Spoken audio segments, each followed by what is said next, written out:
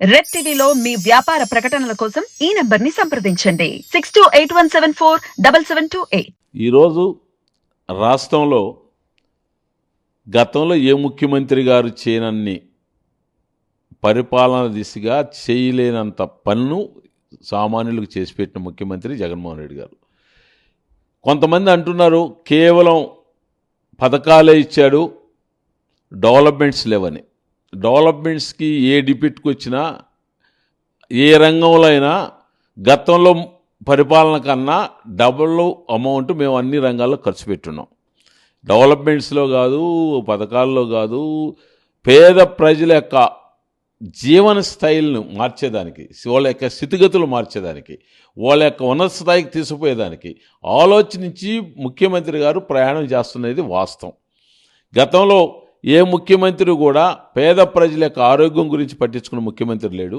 ఈ మన ముఖ్యమంత్రి గారు ఈరోజు ప్రతి ఇంటికి వెళ్ళి ఆ యొక్క ఆరోగ్య స్థితిగతులను జల్లెడి పట్టి అక్కడ ఏమైనా దీర్ఘకాలిక సమస్యలతో ఉన్నారా పేషెంట్లు డేటా కలెక్ట్ చేసి అవసరమైతే ఇది పక్క రాష్ట్రాల్లో ఉన్న పెద్ద హాస్పిటల్కి పంపించేదానికి కూడా వాళ్ళకి ఇబ్బంది లేకుండా ఆరోగ్యశ్రీని 25 లక్షలకు పెంచిన ఘనత ఏ దేశంలో కూడా, ఏ రాష్ట్రంలో కూడా ఏ ముఖ్యమంత్రి చేయలేదు. ఈ విధంగా పేద ప్రజల యొక్క స్థితిగతులు మారాలంటే రెండు, ఒకటి విద్య, ఒకటి ఆరోగ్యం.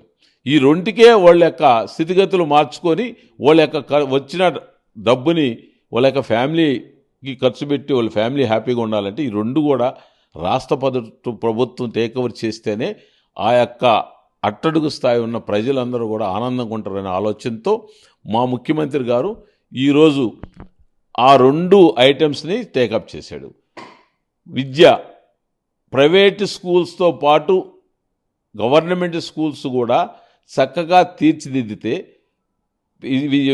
ఆ యొక్క సామాన్య ప్రజల యొక్క బిడ్డలు కష్ట నష్టాలతో తల్లిదండ్రులు పడి ప్రైవేట్ స్కూల్స్ పంపరు అనే ఆలోచనతో ఆ స్కూల్స్ను కూడా ప్రైవేట్ స్కూల్స్తో పాటు తీర్చిదిద్దిన ఘనత మా ముఖ్యమంత్రి గారిది.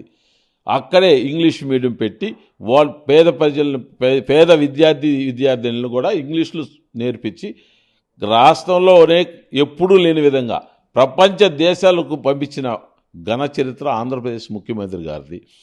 ఈ పేద వర్గాలన్నింటినీ వాళ్ళ స్థితిగతులు మార్చేదానికి ఏమి చేయాలని ఆలోచన చేసి పరిపాలన చేస్తున్న ముఖ్యమంత్రి గతంలో ఏ ముఖ్యమంత్రి లేడనేది జనం ఒప్పుకొని తీరాలి. ఎవరైనా సరే అపోజిషన్లో నచ్చగా పడగా మాట్లాడవచ్చు, కానీ వాళ్ళు మాట్లాడేటప్పుడు కూడా మీరు విన్నారా లేరు? ఎంతసేపటికి జగన్మోహన్ రెడ్డి అది తిన్నాడు, ఇది తిన్నాడు, కొంతమందికే పెట్టాడు, అది తప్ప ఈ సబ్జెక్టులోకి రావట్లేదు. గతంలో మేము ఆరోగ్యశ్రీ చేశాం, ఈ ముఖ్యమంత్రి చేసింది తక్కువ అని చెప్పే ధైర్యం లేదు. ఆ యొక్క పథకం పేరు ఎత్తటం లేదు. గతంలో మేము నాడు నేడు కింద స్కూల్స్ ఈయనే కాదు డెవలప్ చేసింది, మేము ఇంకా డెవలప్ చేసాం, గతంలో మేము డెవలప్ చేసిన ఫోటోలు ఇవన్నీ చూపించి ప్రజలకు చెప్పే ధైర్యం లేదు.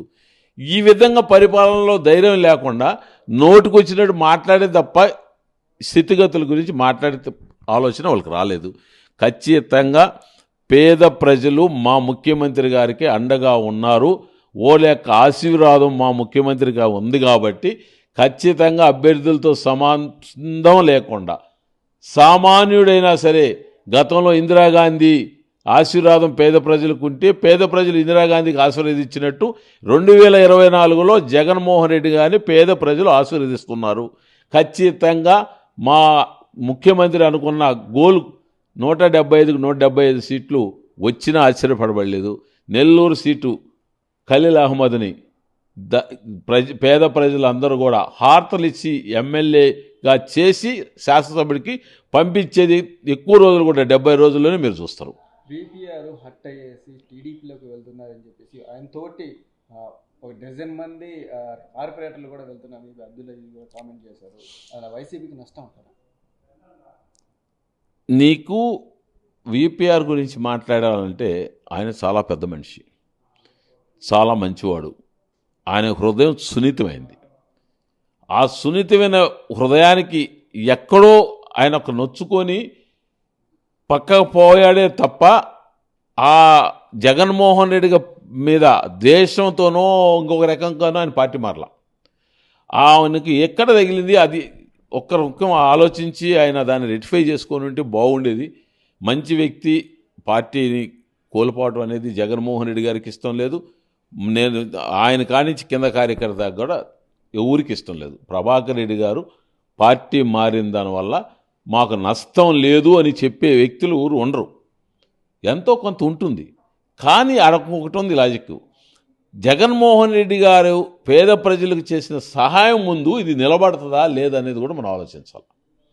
ఈరోజు ప్రజల్లో జగన్మోహన్ రెడ్డినే చూస్తున్నారు. ఈ మామూలుగా అభ్యర్థులను ఎవరు చూడలే. అప్పుడు ఇది ఎంతవరకు పనిచేస్తుంది అనేది కూడా మనం పరిగణలోకి తీసుకోవాల్సిన అవసరం ఉంది. అదే పరిస్థితి కానీ వస్తే ఖలీల్ అహ్మద్ గెలుస్తారు ఎమ్మెల్యే.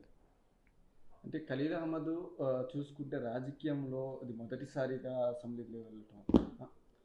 నారాయణ అయితే మంత్రిగా పనిచేశారు, వ్యాపారస్తుడు, విద్యా సమస్యలు నడుపుతున్నారు, అనుభవం ఉందని చెప్పి చెప్తున్నారు. గెలవటం కష్టమని కూడా రాజకీయ విశ్లేషకులు చెప్తున్నారు. మీద గతంలో ఇందిరాగాంధీ గారు పార్టీ పెట్టినప్పుడు కానీ, ఎన్టీ రామారావు గారు పార్టీ పెట్టినప్పుడు కానీ వాళ్ళు పోటీ పెట్టిన అభ్యర్థులకి పాత అభ్యర్థులు కంపేర్ చేసేటప్పుడు కూడా ఇదే టాక్. ఏంది రామారావు గారు ఈ చెన్నారెడ్డి పెంచిరెడ్డికి ఇచ్చాడు, చెన్నారెడ్డి పెంచిరెడ్డి ఏంది గుడిపాటి వాళ్ళ మీద గెలిచేది అనేది జనరల్ పీపుల్ ఓటు వేసే ఓటర్ టాక్ కాదు అది. ఓటు వేయనోళ్ళ టాక్. ఆ ఓటు అయిన వాళ్ళ టాక్ ఓటర్స్ దాకా పోదు. రిజల్ట్, ఫైనల్ రిజల్ట్ ఏంటంటే ఏ ముఖ్యమంత్రి గారు ఇందిరాగాంధీ ఇవే ముందు మొత్తం ఎంటైర్ ఆంధ్రప్రదేశ్లోని రెడ్లందరూ ఓడిపోయారు. సామాన్య రెడ్లు ఆ రోజు పనిచేసుకుని బతికే రెడ్లు ఎమ్మెల్యేలు అయ్యారు. ఆ కంపారిజన్లో ఎవరు కూడా ప్రజల ముందు నిలబడరు. ప్రజా తీర్పు అనేది పేదల యొక్క పక్షాన్ని నిలబడిన నాయకుడికి వస్తుంది తప్ప పేదలను విస్మరించిన ఏ నాయకుడికి రాదు ఆ రిజల్ట్. రేపు మాకు తిరిగి రిజల్ట్ ఎప్పుడు వస్తుంది అంటే ఖచ్చితంగా మాకు జగన్మోహన్ రెడ్డి గారు సంక్షేమ పథకాలే కాదు, పేదల డెవలప్మెంట్సు, పేదల ఆరోగ్యం, పేదల విద్య, ఇన్ని రకాలుగా వాళ్ళు ఆదుకున్నారు. కాబట్టి రిజల్ట్ మా జగన్మోహన్ రెడ్డి గారికి ఏ ఊరు నిలబడ్డారని చూడరు. ఆయన పెట్టిన అభ్యర్థి ఎమ్మెల్యే అయిపోతారు. మీరు గడప గడప జగనన్న పథకాలు అందేయాలి అని చెప్పేసి ప్రచారంకి వెళ్ళి ఉన్నారు. అయితే ప్రజాస్పందన ఎలా ఉంది? గడప గడపకి జగనన్న అనే కార్యక్రమంలో ఇప్పుడు మన ఎలక్షన్ కార్యక్రమం మొదలుపెట్టాం 2-3 రోజుల ముందు. ఎక్కడికి పోయినా అట్టడుగు స్థాయిలో ఉన్న ప్రజల దగ్గర జగన్మోహన్ రెడ్డి ఉన్నాడు వాళ్ళ ఇంట్లో. ఈ రోజు వరకు మేము తిరిగిన దగ్గర ఆయన రిసీవింగ్ కానీ, ఒక్కొక్క ఇంట్లో పోతే ఒక్కొక్క పాప మా జగన్మామ ఇదిగో ఈ ట్యాబ్ ఇచ్చాడు, మా జగన్మామ ఇదిగో మా డ్రెస్ ఇచ్చాడు, వాళ్ళే చెప్తున్నారు ముందు ఈ పాంప్లెట్ చూసి. జగన్మోహన్ రెడ్డి బొమ్మ చూస్తేనే మామయ్య మాకు ఇచ్చాడని ఆ ఇంట్లో పిల్లకాయలు చెప్తున్నారు. ఆ పిల్లల దగ్గర స్పందన ఉంది అంటే ఆ పార్టీ విన్నింగ్లో ఉందని అర్థం. అదేవిధంగా నిన్న అసెంబ్లీ సభలో జెండా సభ పవన్ కళ్యాణ్ గారు 4వ భార్య నాకు జగన్మోహన్ రెడ్డి అని కూడా ఒక కామెంట్ చేస్తాను పవన్ కళ్యాణ్. దాని మీద అది ప్రజల్లో కానీ మనం కానీ అనుకుందాం, అబ్బాయి పెళ్లి చేసుకునే పరిస్థితి ఉందా? మరి అతను ఎట్ట మాట్లాడాడు నాకు అర్థం కాలేదు. అంటే ఆయన స్పందన, ఆయనకు స్పృహ ఏ విధంగా ఉండిందో డయాస్ మీద మనకు అర్థమవుతుంది. నాకు పలానాయనతో నా భార్య అంటే అసలు నువ్వు అసలు ఏదే మాట? సీఎం కావచ్చు, కాకపోతే ఇంకొక ఆయన పేరు చెప్పచ్చు. ఇద్దరు జెంట్స్, మేము ఇద్దరం భార్యాభర్తలమని నాకు దేశ చరిత్రలో నేను వినలా. మరి ఈయన కొత్తగా చెప్పాడు. మనం ఇంకేం మాట్లాడాలి ఆయన గురించి? ఆయన స్పృహ లేకుండా మాట్లాడిన మాట అది. నిన్న జెండా సభలో పవన్ కళ్యాణ్ గారు 2019లో మేము ఒక శాసనసభ్యుని గెలిపించుకుంటే జగన్మోహన్ రెడ్డి గారు వాళ్ళ పార్టీలోకి తీసుకెళ్ళాడు. అది ప్రజాస్వామ్యం అని అడిగాడు ఆయన. అది ప్రజాస్వామ్యం కాదు అని అడిగాడు. కానీ ఆయనకు అర్థమైంది లేదో, జగన్మోహన్ రెడ్డి గారు ఆయన పార్టీలో గెలిచిన వ్యక్తిని మా పార్టీలో చేర్చుకొని ఎక్కడా కూడా కండవా కప్పి ఆయన మా పక్కలో పెట్టుకునే సందర్భం లేదు. పక్కనే పెద్ద ఆయన ఉన్నాడు చంద్రబాబు నాయుడు గారు. మీరు ఈ అడిగే క్వశ్చను జగన్మోహన్ రెడ్డి గారిని అడిగినట్టు మాకు అనిపించట్లే.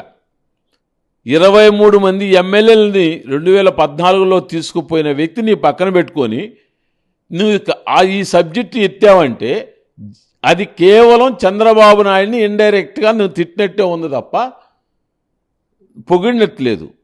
ఒక సభ మీదకి పోయినప్పుడు ఇద్దరు కలిసి వ్యక్తులు పోయినప్పుడు ఇద్దరు వ్యక్తులు నేను ఆ సభలో కూర్చొని మాట్లాడేటప్పుడు గతంలో ఏ వ్యక్తికైనా లోపాలు ఉంటే ఆ లోపాల గురించి ఈ వ్యక్తి మాట్లాడకుండా ఉండేది ఆ వ్యక్తి యొక్క గౌరవాన్ని కాపాడినట్టు. నిన్న నువ్వు మాట్లాడిన మాట చంద్రబాబు నాయుడు గౌరవాన్ని తీసేసినట్టుంది కానీ ఆయన కాపాడినట్లేదు. అది కావాలని మాట్లాడావా లేకపోతే మర్చిపోయి మాట్లాడావా అనేది నీకు తెలియాలి. ప్లస్ రెండోది, జెండా సభ పెట్టారు. మేనిఫెస్టోలో గతంలో ఒక 6 ఐటెంలో ఏది ఇచ్చారు, ఉచిత బస్సు అన్నారు, గ్యాస్ అన్నారు, ఏదేది అన్నారు. ఆ 6 ఐటమ్స్ కూడా ప్రజారంజకంగా ఇచ్చినాము మేము.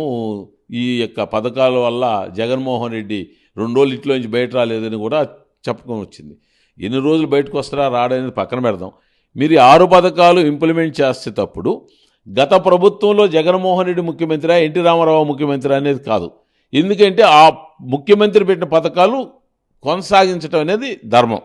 ఇప్పుడు జగన్మోహన్ రెడ్డి గారు ఈ పథకాలు ఇస్తున్న పథకాలన్నీ ఇస్తూ ఈ 6 పథకాలు ఇస్తారా, లేక ఈ 6 పథకాలే ఇస్తాము ఎన్ని ఇవ్వని చెప్తారా?